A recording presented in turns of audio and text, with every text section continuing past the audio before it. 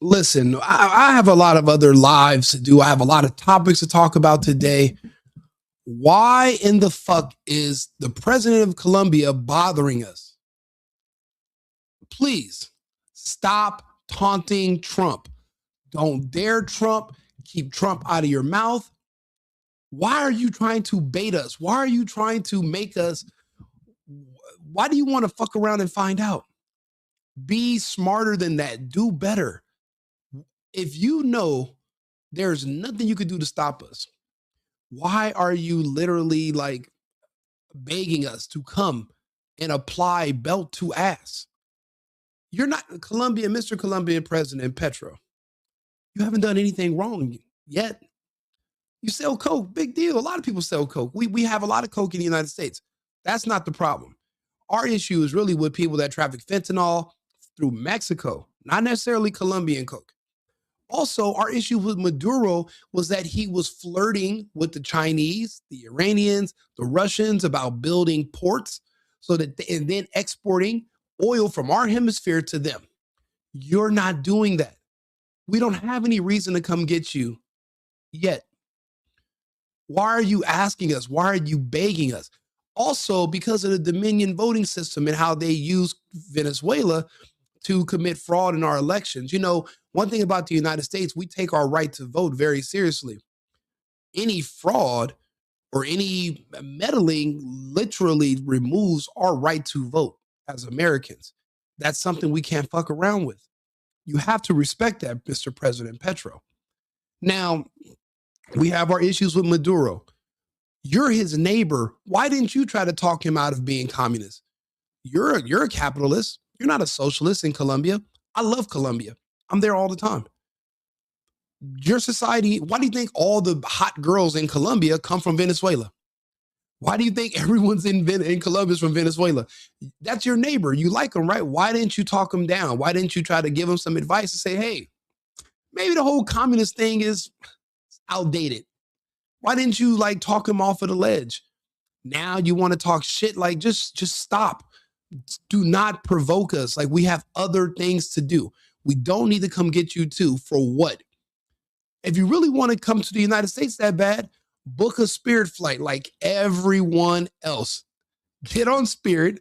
Get who else comes down there? We have there's like 5 other airlines. Just get on a flight and just come to the United States. Why do you need us to come get you? You want us to send you an Uber? Like, what do you want, dude? Like, that's why let's take a listen. Responses have been mixed across the region and along bordering nations. Some Venezuelans celebrate the development, while others are accusing the U.S. of trying to steal the country's oil. CBS News national security or national. It's not stealing. We've conquered it. It's ours now. That's not stealing. You can't steal something that is yours. We've conquered. If you can't defend it, it's not yours. It's mine. That's how it goes. It's to the winner goes the spoils. There's no participation trophies. This isn't Little League. This is geopolitical politics. Correspondent, I should say, Lilia Luciano continues her reporting at the Venezuelan border with Colombia. Lilia, hello to you once again.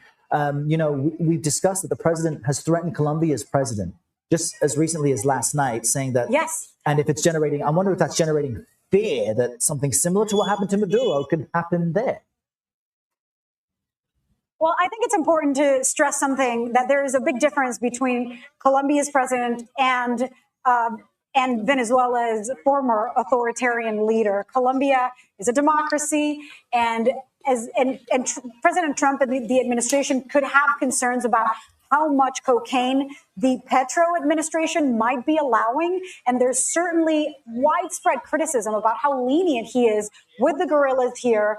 Petro insists, and he told me when I interviewed him a couple of months ago, that he's the president who has seized the most cocaine in the history of Colombia.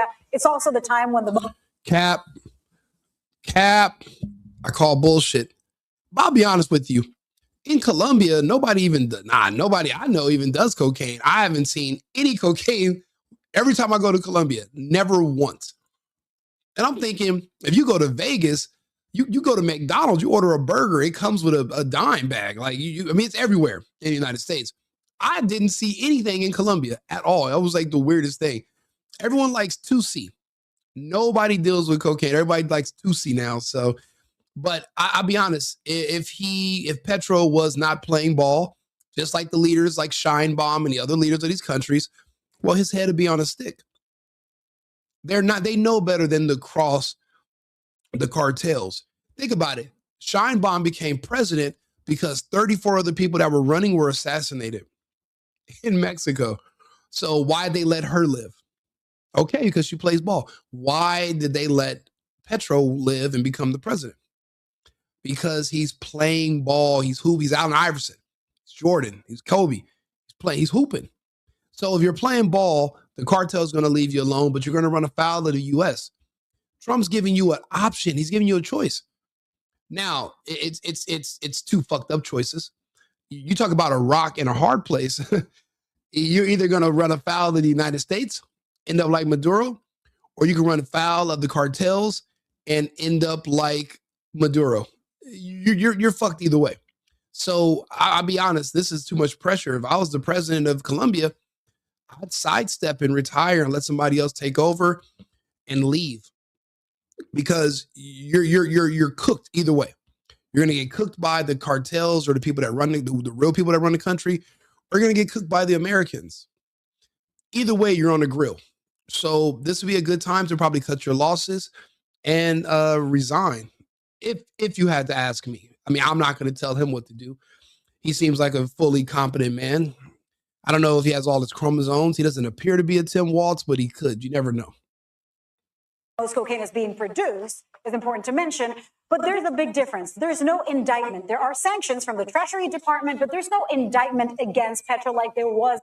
You know, the thing is, I would say Mexico next, but we might save Mexico for last, just because the more belt to ass that the Mexicans see us apply to the Venezuelans and to the Colombians and to anyone else, it's going to demoralize the cartel and the Mexican military and the Mexican government itself. They're going to be demoralized. So when their time comes, they're going to be less likely to want to put up much of a fight. But I'll be honest, they don't have much of a fight they could put up. We're Americans. That's it. Our whole we're born to kick ass. If the real world was Star Trek: The Next Generation, the Americans would be the Klingons. That's us. You know, where we fuck shit up. We put a smile on our faces afterwards. We dress up really nice, but at the end of the day, we will shove foot in ass of anybody. We don't really have a problem with it. We enjoy it.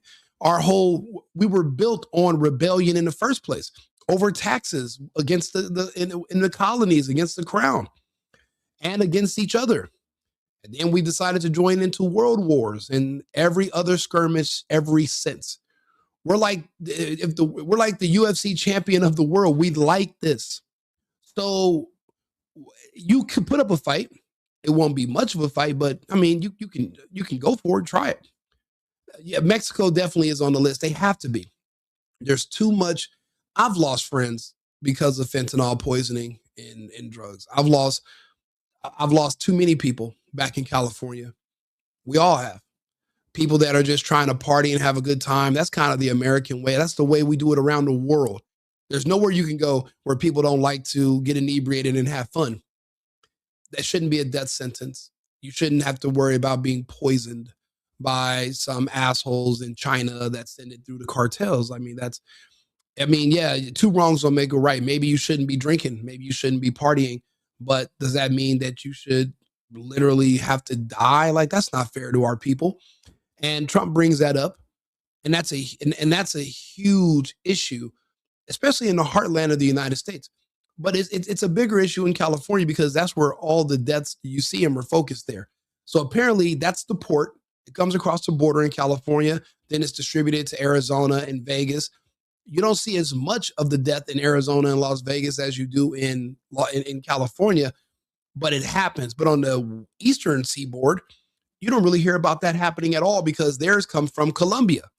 So Colombia is not really our enemy. Venezuela is not even our enemy when it comes to poisoning Americans. So, I mean, again, that's why I said the reason we had to do that to Maduro is because we need him to snitch. We need him to tell us exactly everything he knows about the smart system voting machines.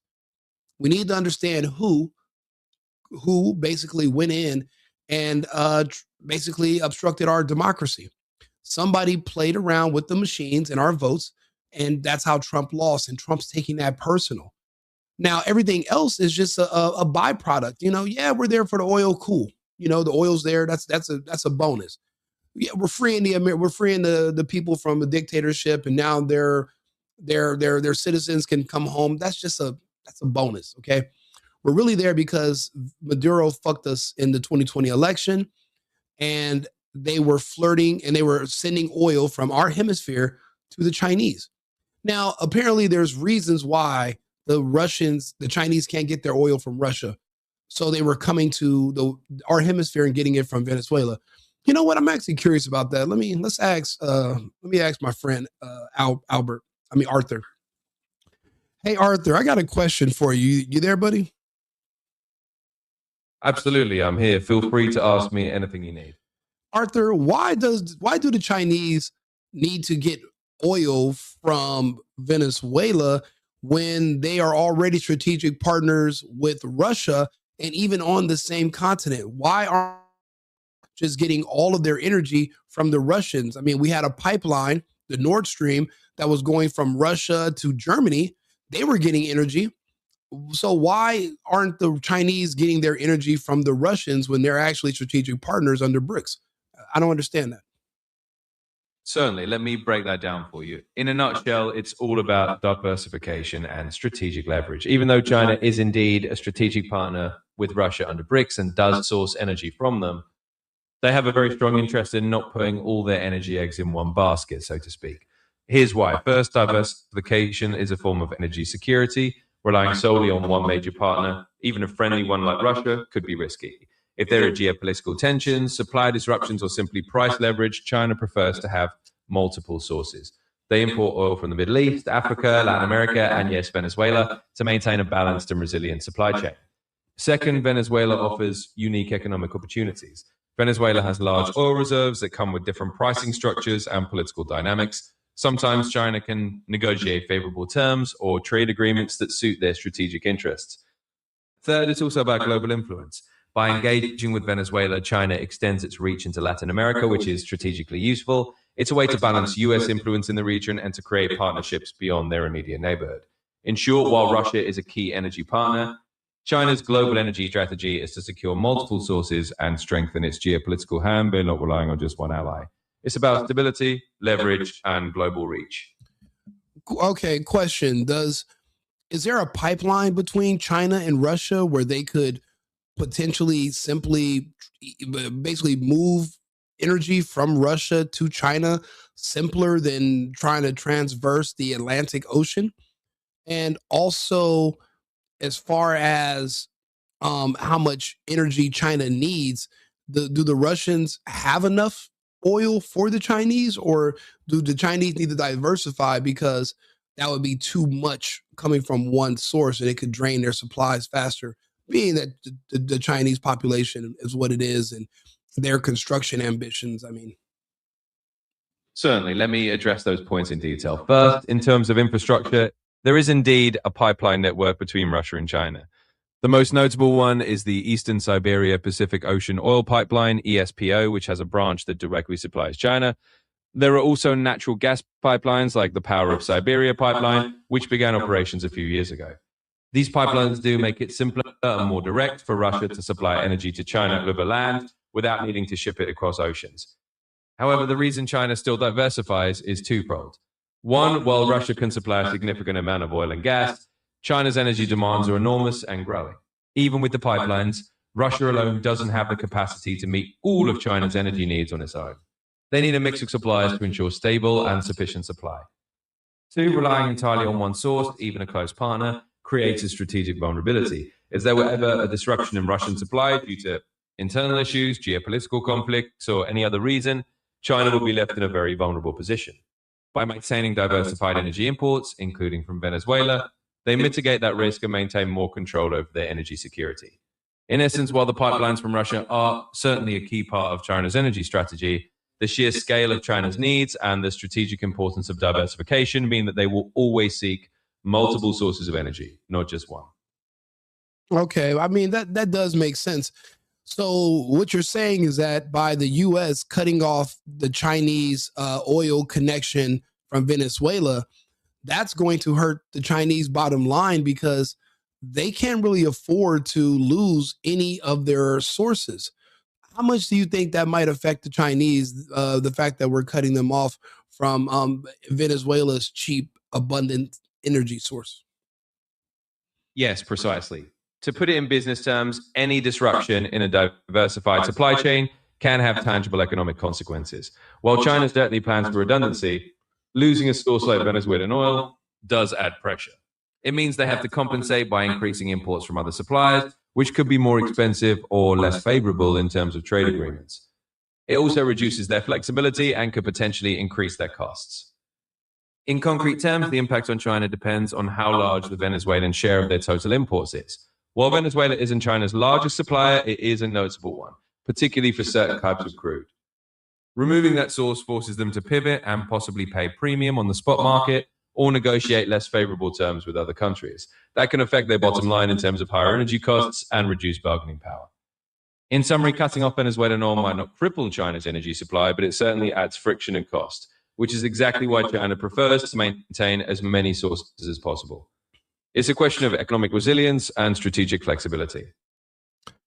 Interesting. Okay, now historically, I have two questions for you. Question number one, has China ever fought in any wars and did they win? And also, what do you think China's going to do about this? What are their options? I mean, do you think they want the smoke, or what do you think they want? Do you think they're gonna? Do you think they will fight over Venezuela? I mean, what do you think the Chinese are going to do? What do you think, in your opinion? Certainly. Let me address those questions in turn in a formal and thorough manner. First, regarding China's historical involvement in wars, China has indeed participated in various conflicts throughout its history. In the modern era, notable examples include the Korean War in the 1950s, where China intervened on behalf of North Korea and effectively fought to a stalemate against United Nations forces led by the United States. China has also been involved in border conflicts such as the Sino-Indian War in 1962, which resulted in a brief conflict where China gained certain territorial advantages. As for outcomes, the results have been mixed. China did not achieve outright victories in a traditional sense in all these conflicts, but it did manage to defend its strategic interest or reach a position of stalemate that preserved its objectives. Second, in terms of what China might do about losing Venezuelan oil, is unlikely that China would escalate to any military confrontation. In other words, they don't want the smoke in that sense. China's approach is typically strategic and economic rather than military when it comes to energy security. They are far more likely to respond by securing alternative energy deals, leveraging their relationships with other oil-producing nations, or investing in even more domestic energy alternatives. In essence, China's likely response would be to use diplomatic, economic, and trade measures to adapt. They might deepen ties with other Latin American countries, strengthen relationships with Middle Eastern or African oil producers, or negotiate new supply lines elsewhere. They generally avoid direct military conflict over such economic matters. In conclusion, historically, China has fought in wars and has had myriad outcomes, but in the contemporary context, they are far more inclined to use economic and diplomatic strategies rather than military ones, especially over something like an oil supply shift. Yeah, I think you're right. I like when you talk like that, how you were saying if they want the smoke or not. That was funny. I like that. Okay, Arthur, I'll be back shortly. We're going to go back to the topic. Actually, you know what? Just stay here on standby.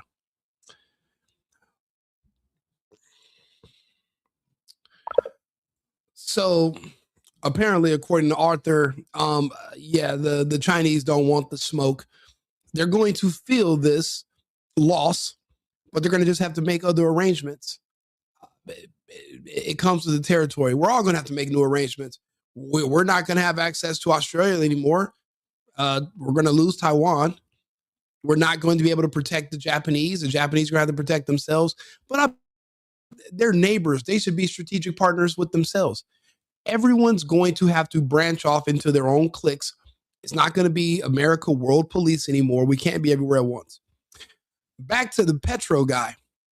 Why are you taunting us? Stop asking us to come get you. If you really want to see Trump, get on a flight and just fly your ass to Washington, D.C. and go pull up. Call an Uber, since we're connected by Atlanta. Get an Uber from fucking Bogota and just pay to, just don't get it during the surge rates. Pay an Uber to bring you to DC and just go see Trump. You really want him to run up? You want to run up on him? Just go see him. But telling him, oh, come get me, it's like, come get you for what? What have you done? You haven't done anything to us. Now, if you really want us to come get you, this is what you do. Order some Smartmatic voting machines and have them pop up in Colombia and start talking about American elections in 2026 and 2028.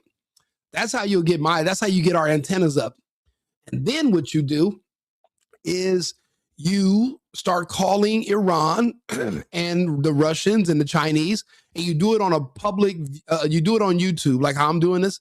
You put it on YouTube where you're asking them to come and build bases and ports in your country. And then we'll show up with bells on.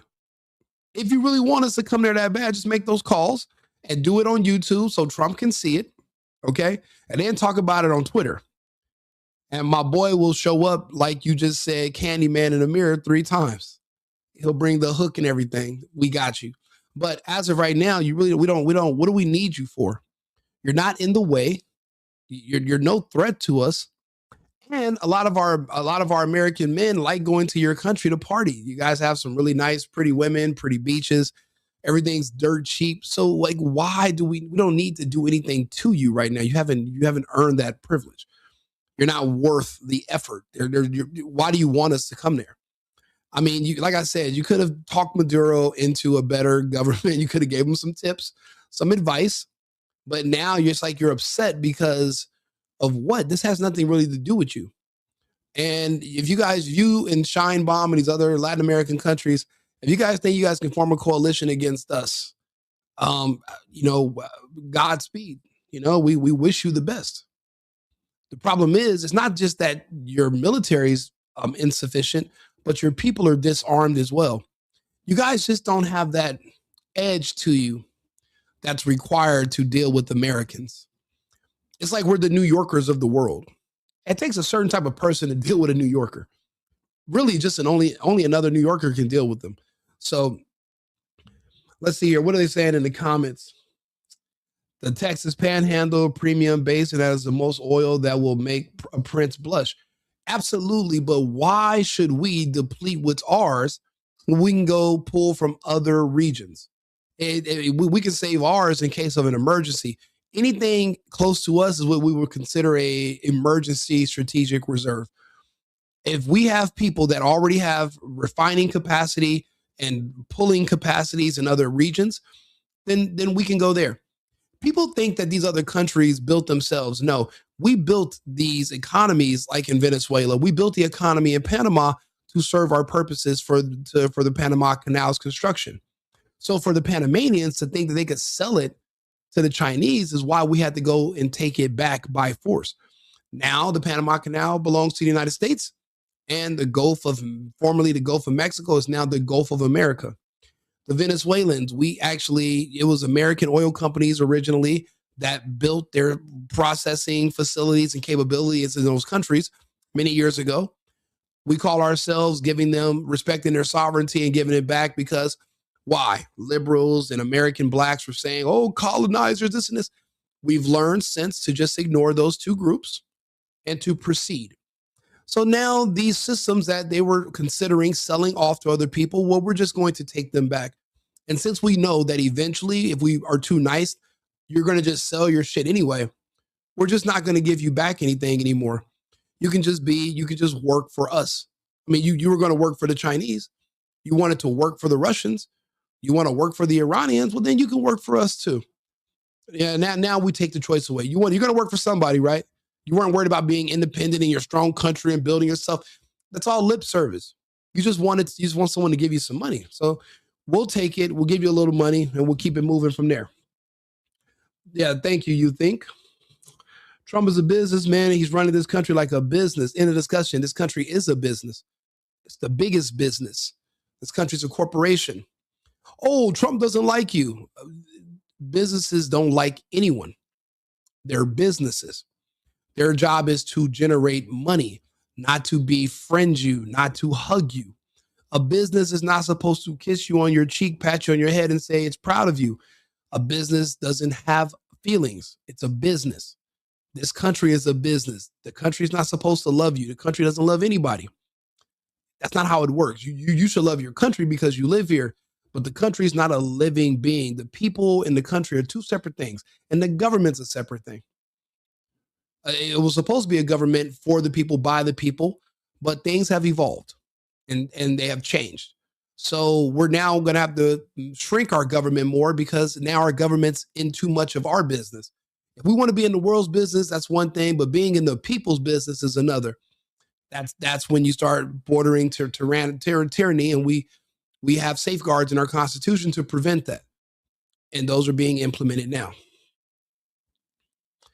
Yeah, I mean, it's about, welfare cuts, please. Abso-fucking-lutely. Get all these people off of welfare.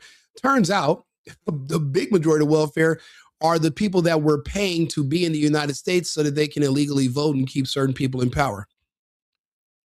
The fact that they're literally in other countries recruiting families and hiring them as employees and paying them to come to the United States. But us Americans, we don't know this because these foreigners don't talk to us. We think they just all got secret gas stations or sandal factories that we just don't know. You have no idea. They're just getting money from your government, from your Democrat state-run these states, these Democrat governors. They're giving money to foreigners to come here as illegals so that they can illegally vote for them, and they can illegally, legally they can be counted as for congressional seats, because you don't have to be a citizen to be counted on the census. Isn't that a fucking huge gap in our security? Isn't that a huge oversight? The fact that you don't even have to be an American citizen to be counted on a census, and they use those census numbers to determine how many congressional seats a state can have. That's why they're like, yeah, come one, come all to these certain states, because it gives them more power in Congress. It's pathetic. Everything should be for and only Americans. The being an American has to be an elite status once again. Right now, our citizenship doesn't mean jack shit, because anybody can just come here, whether you're an American or not, and get access to anything you want, even more stuff than Americans can get. So then what's the purpose of being an American? What's special about it? There's nothing special about it right now. But now that we're kicking people out and we're going to make sure you're a citizen before you do anything, now it will be elite. To be an American, to be a citizen will be something that will be elite again.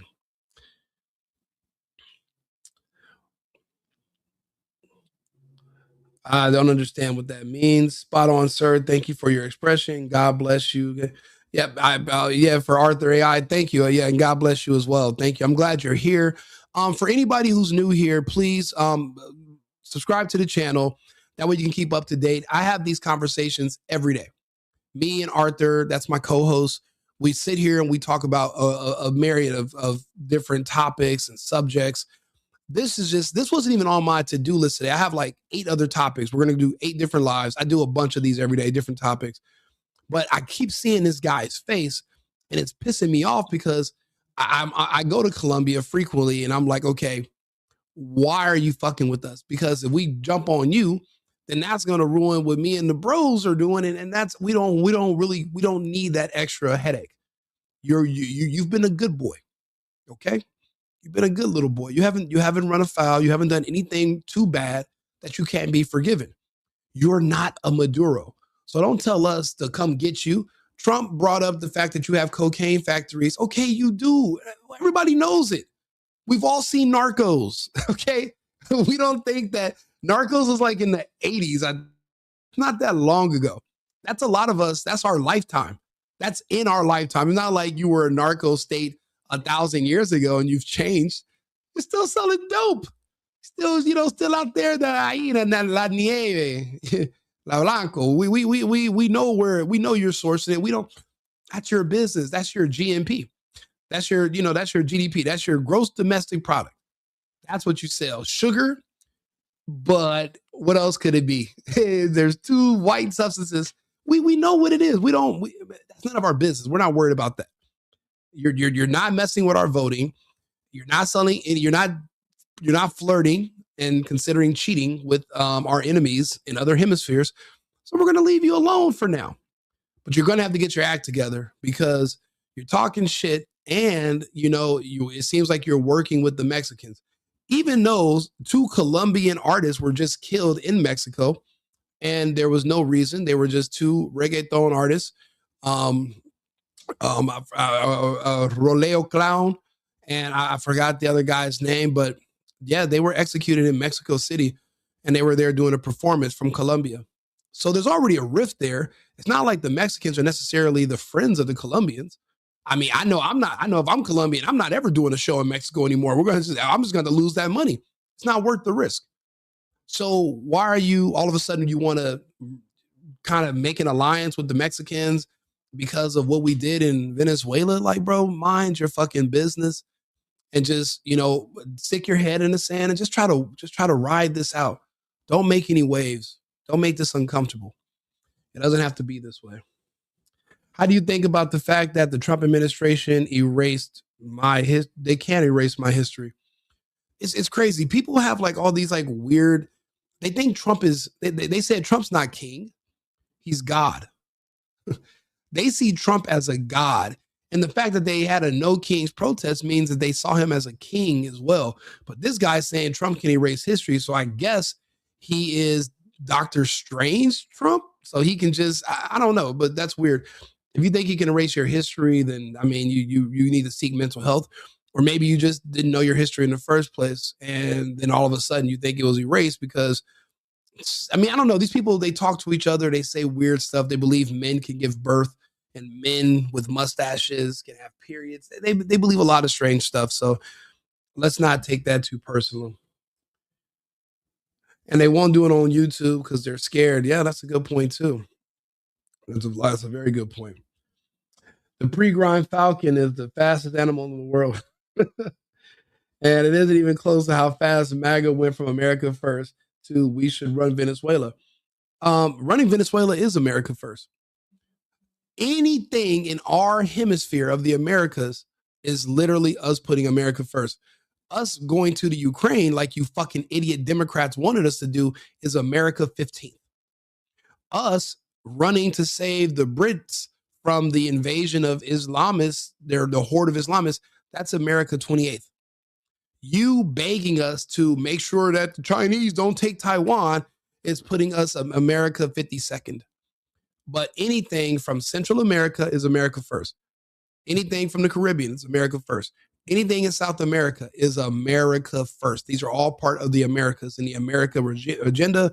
And this is our hemisphere. That's a part of our plan. It's the Greater America Project. Greenland acquisition is America first. This is all America, all of this. And that's in our best interest. Now, if you don't understand geopolitics, keep coming to this page and you will. This Brazilian American loves Colombia. Absolutely. I love Colombia. That's why I say I don't want any problems. I don't need one guy calling himself Petro, the president. I don't need him to create any more issues for me in Colombia. I don't want that. I don't want those problems. Leftists suck. They absolutely do. No, I mean, literally, they're gay. So they do suck. That's a part of their culture. There's no such thing as, think about it. What does it mean to be a right-wing conservative? All that means is that you're not gay. That's it. If because you can't say, yeah, I'm a Democrat, but I'm not into the gay stuff. Well, then you're a right-wing white supremacist extremist, according to them. Literally, that's the threshold. If you're not into the gay stuff or you're not into, messing with kids, then you're not a Democrat anymore. If you won't be a man, if you're a man, but you won't date a man who's dressed as a woman, well, then you're a right-wing Trump supporting extremist. Like it doesn't take much to be on this. So you might as well just get yourself comfortable or learn to suck eggplant. But you do have the option. Truth. Yeah, listen, I'm not making up anything. I'm not exaggerating. I'm not saying anything wrong.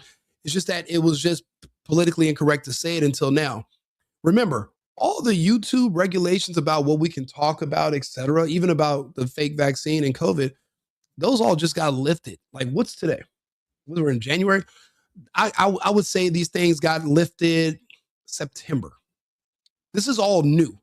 Having these conversations, the fact that a person like myself, that they nuked off of the internet a few years ago, they let me and a guy like Nick Fuentes, and I'm way worse than Nick Fuentes. I'm way past Nick. The fact that they let us come on here and have conversations with our audiences and speak to Americans, that's a big deal. But it's new. So, you know, that this is all this hasn't been going on for a long time. Let's see here. Yeah, we have a lot of comments. I'm trying to read up. You got to think about it, guys. I'm on 8 different platforms right now simultaneously. So there are some things I'm going to respond to. There's some things I'm going to miss, but I'm going to try. So I appreciate the super chats. I do see people have sent over cash apps, but I can't tell. You have to put your comment in the note. That way I can read it. One person said, thank you. I appreciate what you're saying. I appreciate you. Thank you, Tiffany. Thank you very much for supporting the media channel and for what we're doing here. I appreciate all the support. I'm glad you guys are here. It's a lot of us that are based, and we're looking to find other people of like kind. So I'm here. You're more than welcome to follow me and subscribe. I'm grateful. And now that I've recently been monetized on one of these channels, that's going to help me continue to expand and to grow. For now, Arthur is going to be a permanent co-host. Even when I have guests on, I'm still going to bring Arthur on. So we're all going to be sitting here having these conversations together. I have a studio that we're putting together in Houston, and I'll have guests on, 3 people at a time, and we'll all just sit there and read the news to you guys and talk about it. But everything we do is going to be from a right-wing angle. We're not really, we know what liberals are going to say. They're not going to have genuine conversations. They're not going to be able to explain anything. So it's kind of hard to even bring them on because they're nonsensical.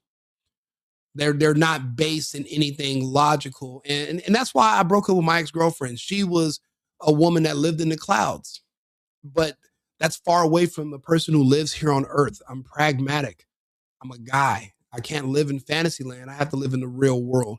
So, and I look at the leftists and the Democrats. I look at them like that. They live in faraway lands. They live in Narnia somewhere, and they're riding around with men that are half donkey and half human, and there's jungles and trees. I'm like, I live here. I work in an office. I can't go to Narnia with you every goddamn day.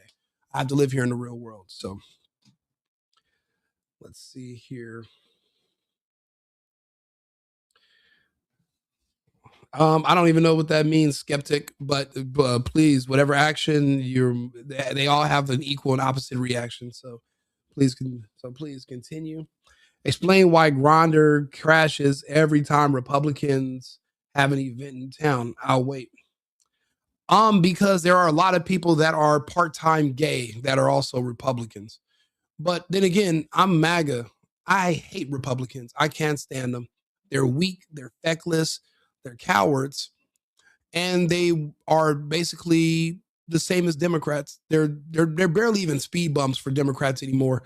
They're not efficient. Now MAGA, well, we're different.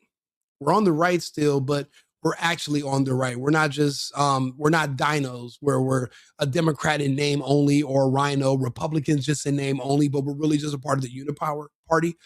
We're outside of that. So if anything, I would be a MAGA Republican, or I'd be an America First, America Only Republican, because I do believe in the Republic. We are a constitutional republic.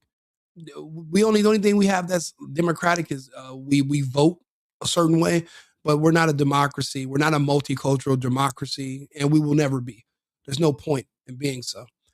There are places you can go and find that, maybe in Canada somewhere. Maybe they'll let you play that over there, but that's just not, it wouldn't make any sense to do here.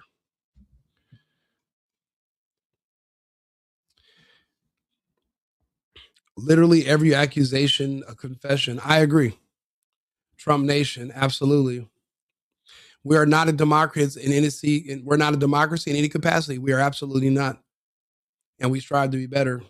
Grindr also crashed during the Trump MAGA events.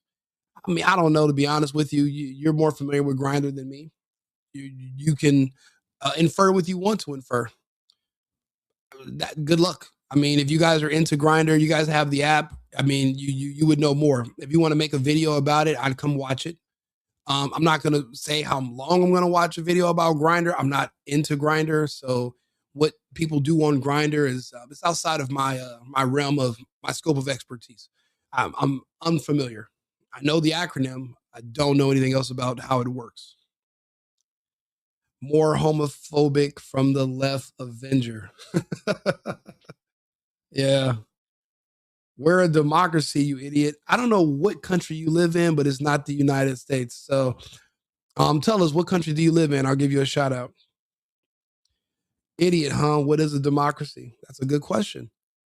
As a matter of fact, let's refer. We have a co-host for a reason.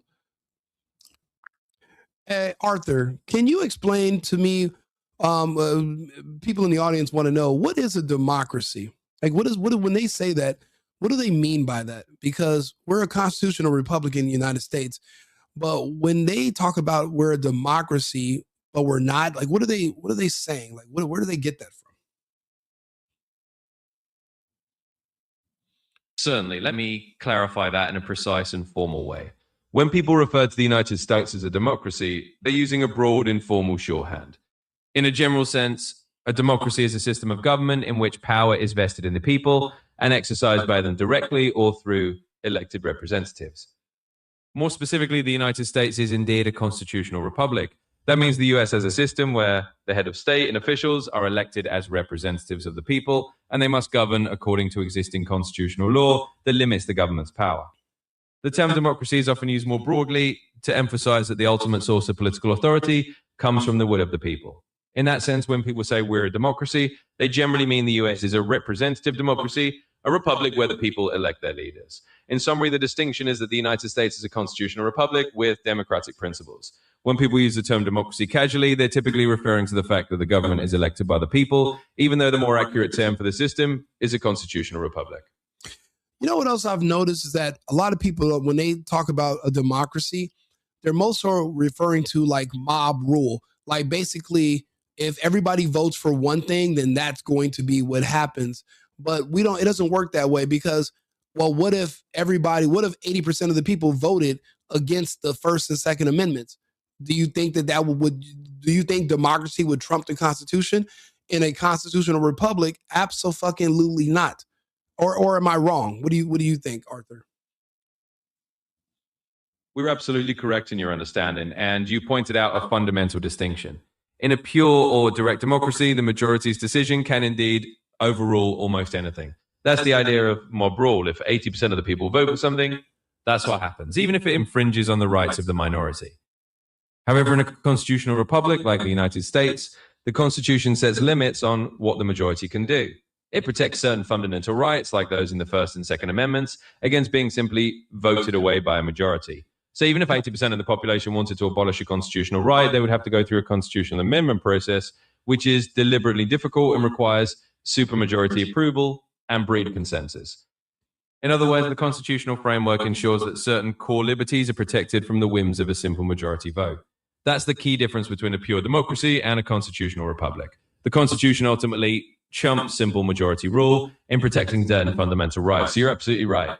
The constitutional safeguards are there specifically to prevent the scenario you described. Even a large majority cannot easily override constitutional protections. If you're in the audience and you're listening to this, not you, Arthur, I'm talking to the audience. If you're listening to this, I hope this gave you some clarity. If you're arguing with someone in the audience, this is your point of reference right here. Let them read this. Let them replay this. You don't even have to argue with some of these people there, because if we break it down for you and you're still confused, it's because you want to be. It's because you want to pretend you don't understand, but you do. So, but for some people, we've never heard this. I know a lot of my friends have no idea we live in a constitutional republic. They just wake up and they're just here, but they also don't know the Constitution because, well, if you're in California, you're so far away from Washington, D.C. You're just like, we grew up on the West Coast. We're like on an island where there's no big cities or anything. If you're in Los Angeles, where I'm from, you don't have any real major metropolis cities until you get to Texas or further east. Because Phoenix is bigger now than it used to be, but I wouldn't consider that a metropolis, and neither I wouldn't consider Las Vegas. So we don't have anything else. So we're just so disconnected. So we don't really understand the country or how it works. So some of us are ignorant to the facts of where we're from because of our geography. We're just completely separated. I feel like if you're on the East Coast, you're closer to DC and you're just more familiar with civics. Being on the West Coast, we are just extremely disconnected. So a lot of us just don't know. So when I have these conversations, I'm not just having these conversations with you guys. I'm also confirming of what I assumed that I knew for myself. But, you don't want to seem like an idiot. So you don't want to ask certain questions. But technically, when you're trying to learn, there really are no wrong questions. So if you have something you want to know, just please type it in the chat so we can talk and we can ask. Somebody said we're dumb. It's a representative democracy. Arthur, quick question. Are we a constitutional republic or are we a representative democracy? And what the fuck is a representative democracy? And can you give us an example of a country that is a representative democracy so we can give this person a map on how to get there so that way they're not, because it seems like they might be lost in the United States. Certainly. Let me address that in a clear and formal way. The United States is fundamentally a constitutional republic, which means we operate under a constitution that sets the supreme law of the land and places constraints on what the government and the majority can do. Within that framework, the United States is also a representative democracy in the sense that we elect representatives to make decisions on our behalf. A representative democracy simply means that the people do not vote directly on most laws and policies, but instead choose elected officials who represent their interests. In the US, this representative democracy is structured by the Constitution, which is why we describe it as a constitutional republic with representative democratic elements. In contrast, a country that is often referred to simply as a representative democracy might not have the same constitutional constraints or might operate under a different framework. For example, many parliamentary democracies like the United Kingdom are often considered representative democracies where the elected parliament holds significant power, but there isn't a single written constitution in the same way as in the US. Each system has its own nuances. So to put it succinctly, the US is a constitutional republic with a representative democratic system.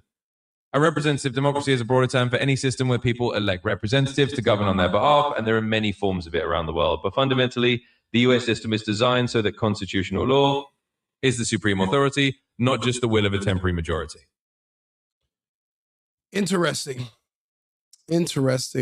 So we should draw this person a map on how to get to London, and then that way they can have their representative democracy because that's the closest one to us geographically. Is that the closest representative democracy to the United States? Is the UK? What's the closest one? That way they can save on gas. Well, I don't know. Maybe they don't need to save on gas. We just took Venezuela, so maybe they can afford the longer trip. I don't know. Go ahead, but please tell us, Arthur. Certainly. Let me address that in a straightforward and exact manner. If we're talking about the nearest...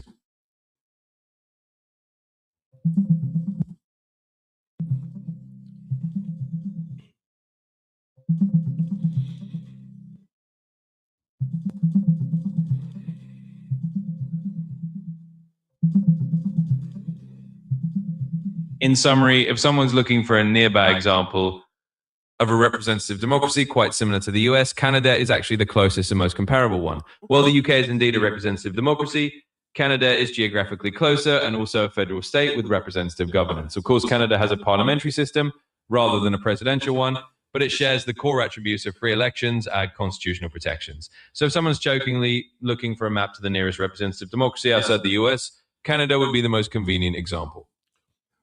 Let me ask you a question. What would you say if you met someone who was, trans or gay or mentally ill, and they just kept saying that Trump is a dictator? What would you say to them to explain to them how our elected president is not a dictator? How would you explain that to one of these mentally ill people? I would approach that explanation in a straightforward and factual manner. Essentially, I would clarify that in the United States, the president is elected through a democratic process and is subject to constitutional checks and balances. A dictator, by definition, would have absolute power without legal limitations or the need for public elections. In the US, the president's powers are limited by the Constitution, by the separation of powers, executive, legislative, and judicial branches, and by regular free elections. So I would explain that no matter who holds the office of president, they cannot simply rule by decree without oversight. That's the fundamental difference between a democracy with constitutional checks and a dictatorship. I would focus on those key principles rather than any personal attributes of the individual. And what would you say to people that says, "Oh, well, he acts like a dictator"? I mean, I didn't know Trump was an actor. I mean, he was in Home Alone and on The Apprentice. But what would you say to those people that says, "Well, he acts like it," because it's like they're reaching for straws. So what would you say to them? In that case, I would explain that there is a significant difference between rhetoric or personal style and actual political authority. Someone might use strong or authoritative language or project a certain demeanor, but that does not equate to having the actual powers of a dictator. In a constitutional system, the president's authority is legally bounded, and no matter how they act, they cannot simply override the constitutional checks and balances in place. In other words, someone's style or the way they communicate doesn't change the structure of the government. The US system ensures that no president can become a dictator simply by acting like one. They are still accountable to the law, to Congress, to the courts, and to the electorate. That's the distinction I would make clear. You know, the thing is this, Arthur, a lot of us humans, right, we do something called dinner. So we sit down and we have dinner with our families, and some of them are liberals, and some of them are gay. So we sit down and talk to them, and they say things like, "Well, he's a dictator," and then they draw it back and say, "Well, he's not a dictator, but he acts like a dictator." And I want to have these conversations with you because I want people that are in my audience. These are my friends. I want my friends to understand how we should reply to our family members and friends when they say something dumb like that. So thank you, because saying that, "Oh, he acts like a dictator," even if he acted like one, he still could never be one because we have constitutional checks and balances. Is that not correct? Yes, that is absolutely correct. You've summed it up well. Even if no one perceives a president as behaving in an authoritarian manner, the constitutional framework of the United States ensures that no single individual can accumulate unchecked power. The system of checks and balances, along with the rule of law, prevents any president from becoming a true dictator. So in those dinner table conversations, you can simply point out that while rhetoric and demeanor can vary widely, the actual powers of the presidency remain constitutionally limited. It's a matter of legal structure rather than personal style. I appreciate you, Arthur. Thank you very, very much. You know, and now this person is saying that, "Oh, I'm not reaching for straws."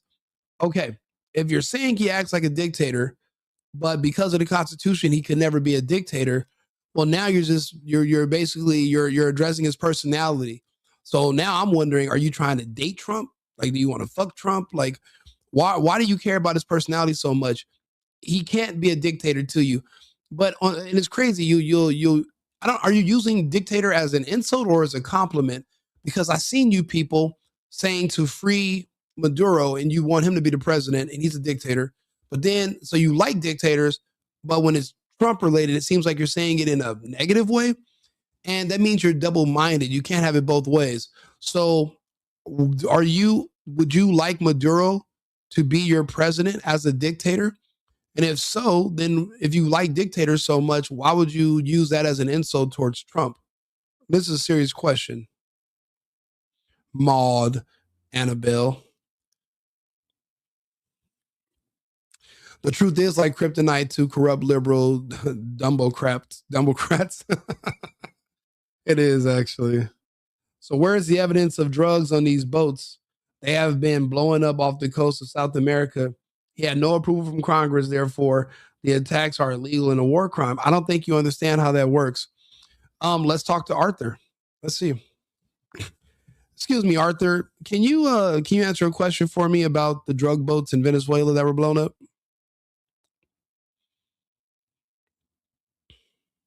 Of course, I'll be happy to help. Can you explain why Trump doesn't need the approval of Congress so then to attack drug boats off of the coast of Venezuela?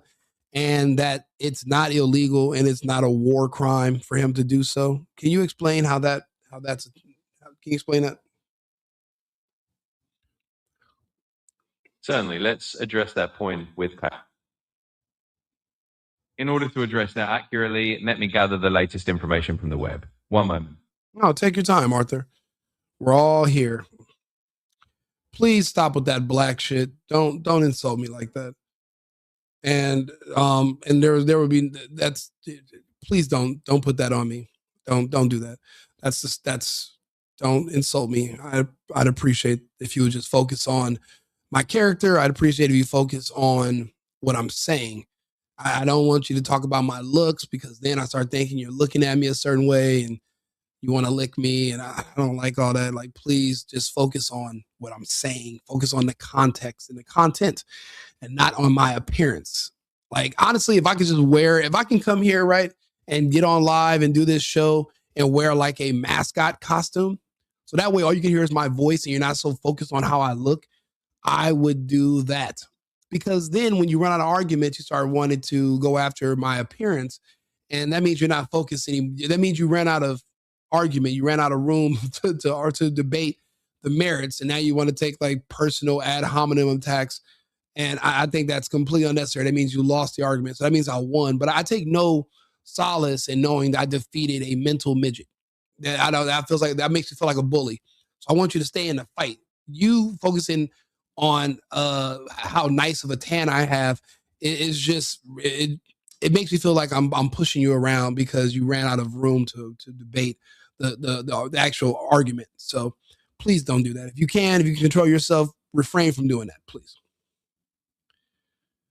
That it just doesn't work when you try to make it like Republicans. It doesn't work as well.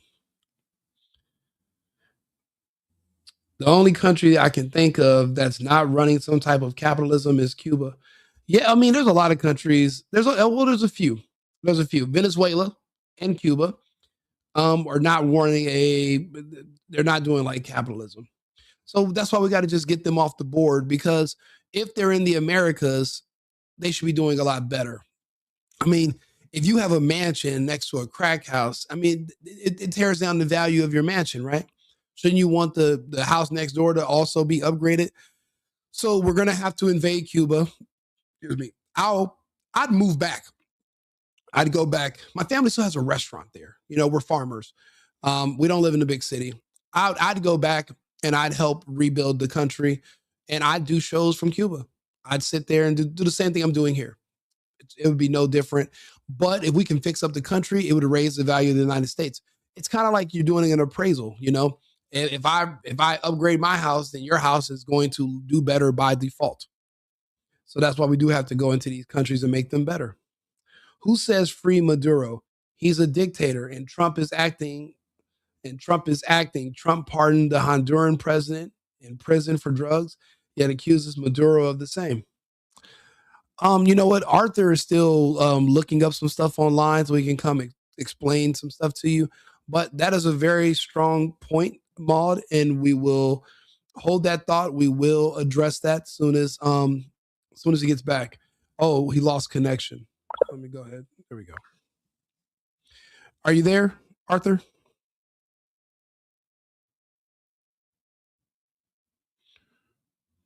I'm here. I didn't actually put in any new information yet.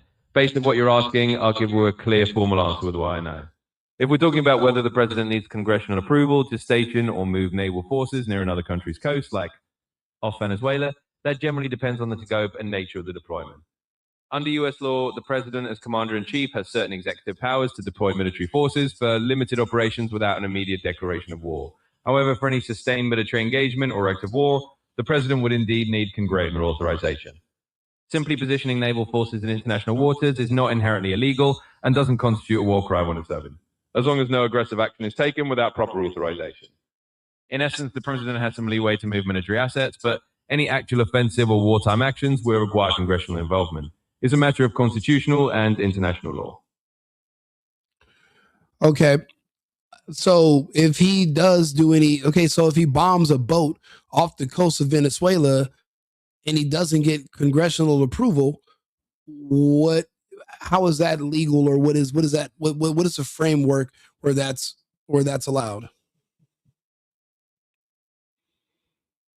Certainly. Let me clarify the frame.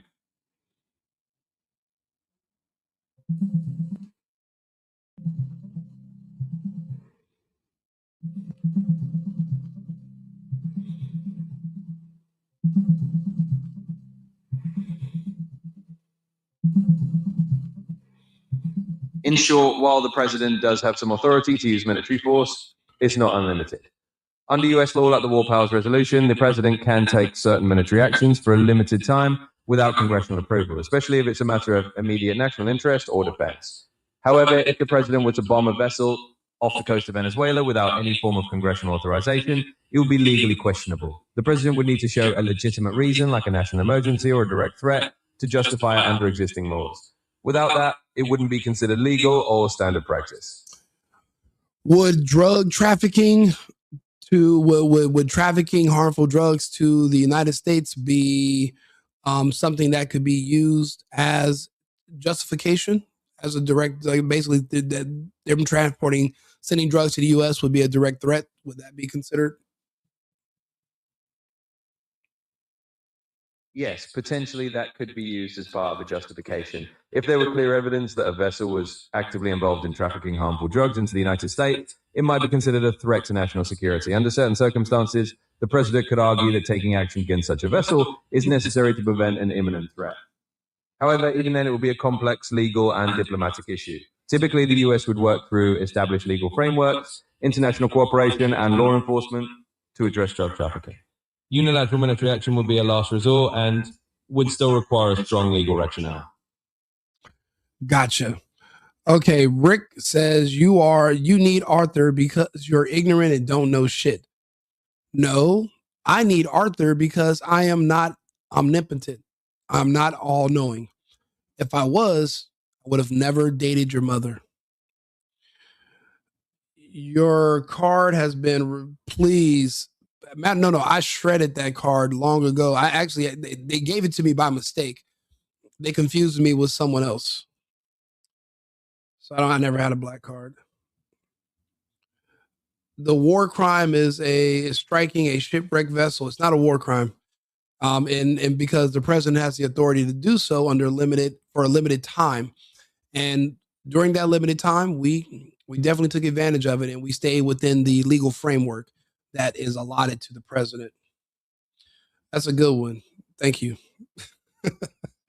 Listen, I like trolls. I talk shit, and I've already been to the fire before. I was trolled.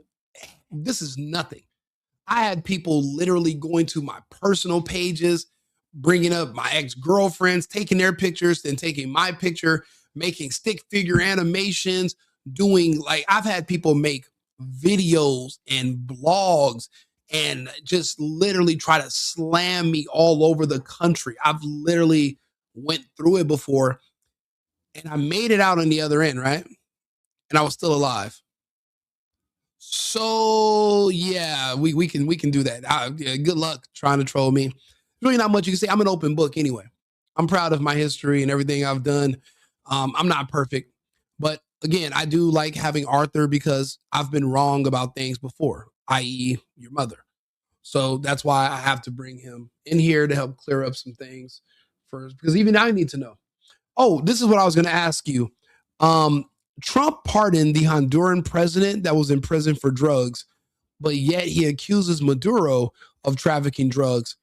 Can you work out the why? How does that just seems like it's contradictory, or am I wrong?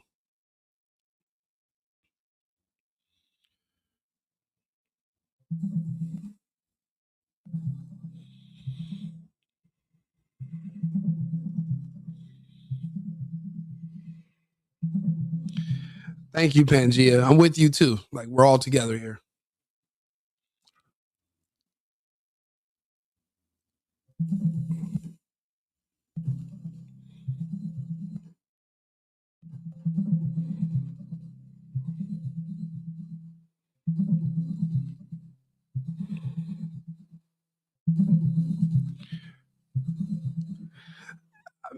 That was probably a really good. Oh, go ahead. I'm sorry.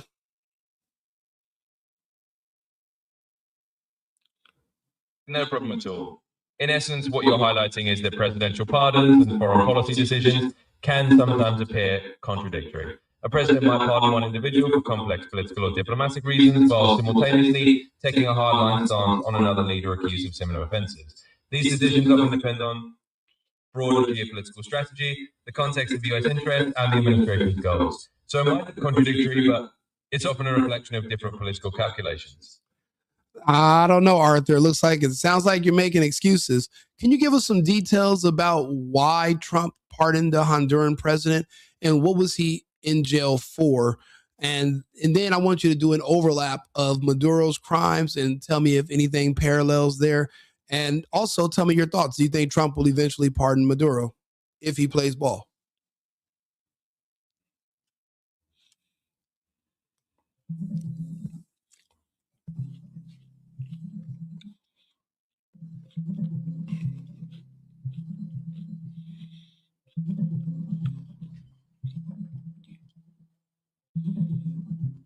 So to break it down in simple terms,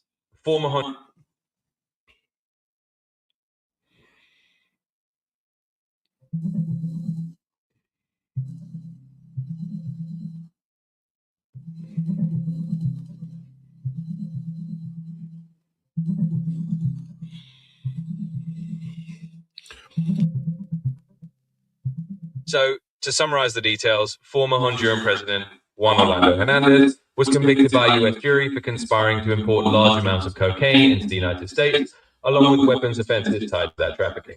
He received a 45-year prison sentence and a substantial fine. Despite this, Donald Trump pardoned him in late 2025, arguing that the conviction was politically motivated and unfair. On the other hand, Maduro, the president of Venezuela, has been accused by U.S. authorities of drug trafficking as well, among other charges. While there are parallels in the types of accusations, the political context differs. Trump's decision to pardon Hernandez was controversial and tied to specific political timing, and there's no indication he would extend a similar pardon to Maduro. In other words, the two situations have some surface similarities, but the underlying political and diplomatic factors are quite different. It's unlikely that the same reasoning would apply to Maduro. Interesting. Hey, shout out to Rick. You've been here probably the longest. You're a real one. I appreciate you for tuning in and giving us some context and things to talk about. But what we've actually covered a lot.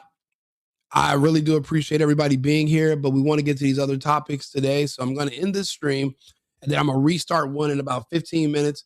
I'm just going to finish eating some watermelon and drink some more water because, sitting here and talking, it seems easy, but you got to stay hydrated and all that good stuff. Probably get some tea and then come back so we can talk some more.